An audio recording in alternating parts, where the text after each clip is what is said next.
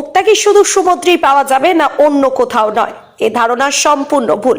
এবার নবাদের উদ্যোগে বীরভূমের চাষিদের নিয়ে এবং পার্শ্ববর্তী 4টি জেলার কৃষি আধিকারিকদের নিয়ে একটি প্রশিক্ষণ শিবিরের আয়োজন করা হয় শনিবার দুপুর 2টো নাগাদ বীরভূম জেলার মল্লারপুর নয়শুভা প্রডিউসার কোম্পানিতে। সেখানে চাষিদের ড্রাগন ফল চাষের পাশাপাশি মাছ চাষ এবং তার সাথে কিভাবে মাছ চাষের পুকুরে মুক্তা চাষ করা যায় তার প্রশিক্ষণ দেওয়া হয়। মাছ চাষের পুকুরে একই সঙ্গে মুক্তা চাষ করলে অনেকটাই লাভবান হবেন চাষিরা বলে মনে করছেন সবাই।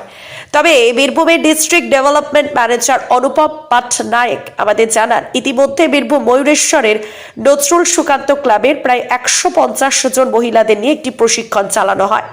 প্রায় 15 দিন ধরে চলে এই প্রশিক্ষণ শিবির এবং সেখানে বাড়ির মহিলাদের শেখানো হয় কিভাবে ঝিনুক সংগ্রহ করতে হবে, কিভাবে সেটিকে অপারেট করতে হবে এবং নিউক্লিয়াস কিভাবে বসাতে হবে, সবকিছু সবিস্তারে শেখানো হয়। এবং তারপরে প্রায় 120 থেকে 130 জন মহিলা নিজেদের বাড়িতে ঝিনুক চাষ করছেন। তবে এখনো ফাইনাল প্রোডাক্ট হাতে পেতে বেশ কিছুদিন সময় লাগবে, কারণ ঝিনুক অপারেট করা থেকে শুরু করে ঝিনুক থেকে মুক্তা বেরোনো পর্যন্ত প্রায় 18 মাস সময় লাগে। তবে চাষিরা কোথা থেকে পাবে এই ঝিনুক, এ বিষয়ে তিনি জানান, বীরভূমের বিভিন্ন ধানের জমিতে খালবিলের মধ্যেই ঝিনুক পাওয়া যায়।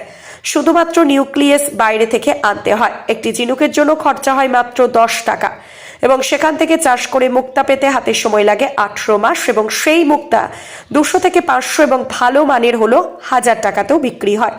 যদি এই মুক্তা চাষ বীরভূমে সফল হয় তাহলে বাড়ির মহিলারা এবং চাষিরা অনেকাংশে উপকৃত হবে। ব্যুরো রিপোর্ট, দিনরাত স্টার নিউজ। কি অনুষ্ঠান? আজকে আমরা একটা মিনি এফপিও কনক্লেভের আয়োজন করেছি এখানে মল্লারপুর রামপুরহাটে।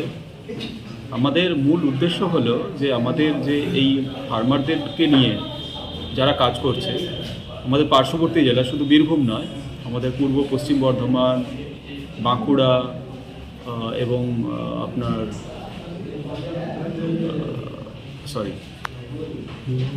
আমাদের পার্শ্ববর্তী জেলাতেও যারা কাজ করছেন ওদেরকেও নিয়ে এসে যারা এফপিওর সঙ্গে যুক্ত একটা নিজেদের মধ্যে একটা প্ল্যাটফর্মের মতো তৈরি করা, যাতে নিজেদের মধ্যে আলোচনা করতে পারে যে কে কী কাজ করছে এবং কোনখানে আমাদের নিজেদের মধ্যে একটা কোঅপারেশন বা কোলাবোরেশনের স্কোপ রয়েছে।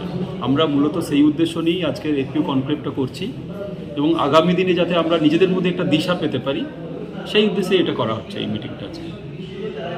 এইখানে বীরভূম থেকে একজন বললেন যে মুক্ত চাষ, সেটা কিভাবে মানে চাষিরা কিভাবে ঝিনুকটা পাবে এবং কিভাবে আপনাদের নাভার থেকে কিভাবে সহযোগিতা করবে একটু দেখুন।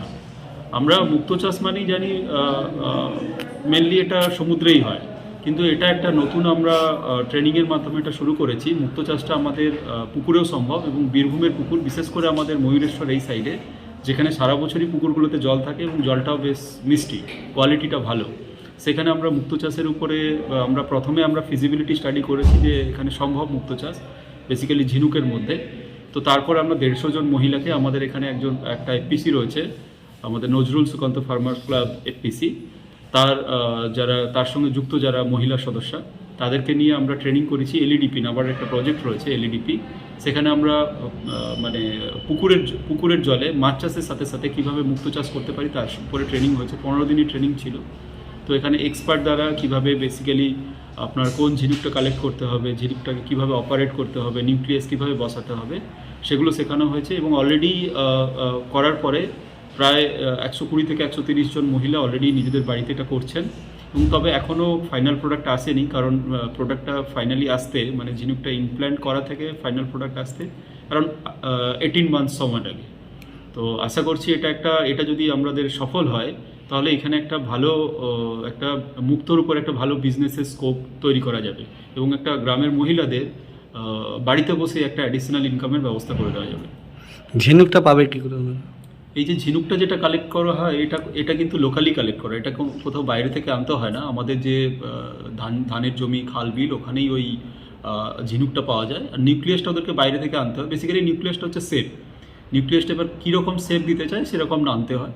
তো সব কিছু মিলিয়ে যে ওর যে র মেটেরিয়াল পার ঝিনুকে ম্যাক্সিমাম 10 টাকা খরচা হয় এবং এটা সময় লাগে 18 মাস। এবং প্রোডাক্টটা তৈরি হওয়ার পরে নর্মালি আমরা একটা ঝিনুকের মধ্যে 2টো করে নিউক্লিয়াস ইমপ্ল্যান্ট করি, এই জন্যই যাতে একটা ফেল হলেও আরেকটা থাকে।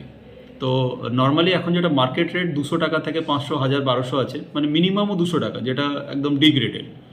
তো সেই জন্যই আমাদের এখনও যেহেতু ফুল প্রোডাক্ট আসেনি, তো এখনই আমরা বলতে পারছি না, কিন্তু আশা করা যাচ্ছে এটা একটা ভালো ইনকামের একটা ব্যবস্থা করে দেবে। কারণ এটা যেখানে ঝিনুক করবে এরকম নয় যে খালি ঝিনুকই করতে হবে, ঝিনুকটা এক্সিস্টিং যেটা মাছ চাষ করছে মাছ চাষের সাথেই এটা করা যায়।